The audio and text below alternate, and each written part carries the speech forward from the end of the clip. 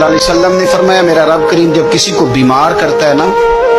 تو پھر اللہ فرشتوں کو بھیجتا ہے، فرماتا جب پتہ کر کے آؤ کسی سے میری شکایت تو نہیں کر رہا۔ تو فرشتے جا کے عرض کرتے ہیں مالک اس کے پاس تو جو بھی آیا نا اس نے یہی کہا کہ الحمدللہ جس حال میں اللہ نے رکھا ہے میں راضی ہوں۔ اس نے تیری شکایت نہیں کی، اس نے تیری رضا پہ اس بیماری کو تیری طرف سے آزمائش سمجھ کے قبول کیا۔ میرے نبی کریم علیہ الصلوۃ والسلام فرمانے لگے، رب فرماتے ہیں فرشتوں گواہ ہو جاؤ، اگر میں اسے اس بیماری سے شفا دوں گا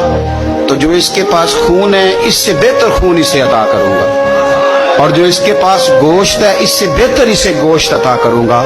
اور اگر میں اسے اس بیماری میں وفات دوں گا تو پھر میں اسے جنت عطا کروں گا۔ اگر شفا دوں گا تو بہترین شفا دوں گا، اور اگر وفات دوں گا تو پھر جنت دوں گا۔ جب آپ حوصلے کے ساتھ چیزوں کو قبول کرتے،